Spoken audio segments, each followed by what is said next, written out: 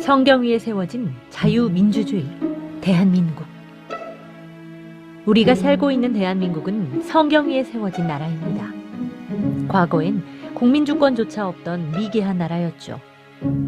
우리 자국민을 팔아 노예로 두었던 명나라의 속국이었던 나라가 바로 조선이었습니다. 이후 일본에게도 지배당하게 됐습니다. 중국도 일본도 우리를 모두 노예로 만들었습니다. 조선시대 고종 통치기. 깨어있는 선구자들은 하나같이 고종을 무능한 왕이라 했고 그의 아내 민비까지 욕했습니다. 그렇게 무지하고 어리석었던 사람이 조선의 왕이었습니다. 미국이란 나라는 어떤 나라입니까? 청교도 혁명이 일어나면서 성경 위에 또다시 세워진 나라가 미국입니다. 달러에 우리는 하나님을 믿는다라고 써 있습니다. 그들에 의해서 발전시켜진 것이 미국의 민주주의고 그것을 배워온 사람이 바로 이승만 전 대통령입니다. 대한민국은 하나님의 은혜로 세워진 것입니다. 그렇게 성경이 들어오고 복음이 전파돼 예수님을 받아들였기 때문에 미국과 혈맹이 되고 국민 한 사람 한 사람 모두 주권을 가지고 자유민주주의 국가로 태어난 나라가 바로 대한민국입니다. 태생부터 기독교인들과 밀접할 수밖에 없습니다. 우리나라의 첫 국회도 기도로 시작했습니다. 성경에 예수님께서는 이 땅에 선한 이는 하나도 없다고 말씀하셨고 다윗도 최고의 수제자 베드로도 모두 과오가 있었지만 하나님의 일을 이루는 데 사용됐습니다.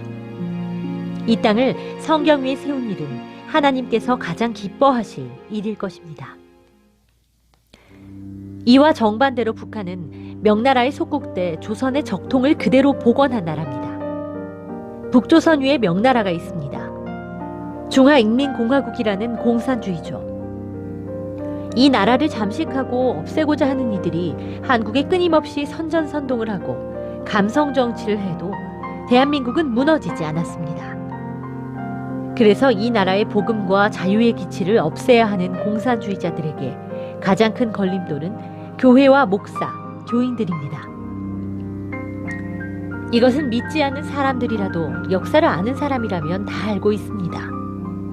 그런데 믿는 자들이 이걸 이해하지 못하는 것이 정말 안타까운 일이 아닐 수 없습니다.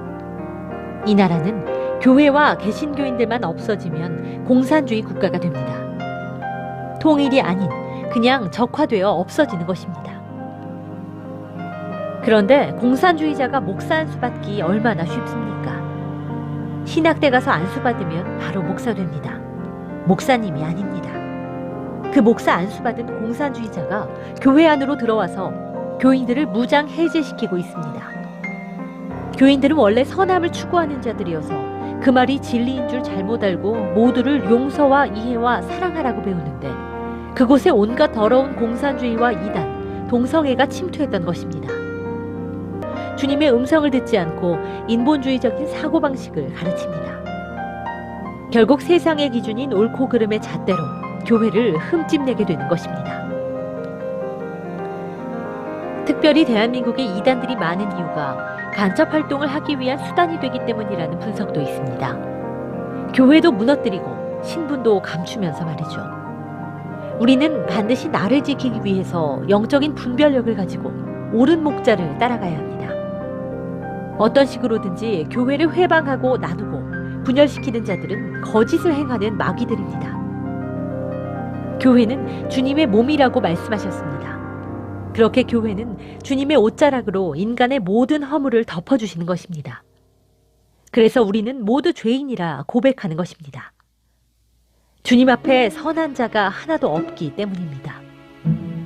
그런데 주님의 옷자락을 함부로 들추는 자들, 그들은 스스로 선하다고 깨끗하다고 말하고 있습니다.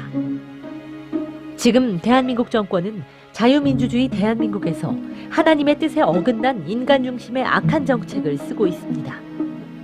눈먼 사람들을 이용해 선동하며 공산주의로 가고 있습니다. 그것이 평등한 것이라고 믿는 인본주의적 사고방식이기 때문입니다. 조선시대 구한 말에도 나라를 지키는 사람들이 있었습니다.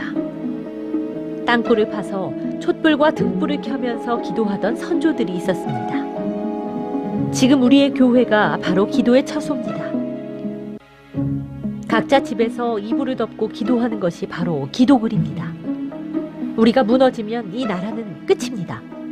합심하여 기도할 때입니다. 교회를 지켜야 할 때입니다. 회개하며 주님의 옷자락을 붙잡아야 할 때입니다. 이 편지를 대한민국의 교인들에게 바칩니다. 대한민국 국민들에게 바칩니다.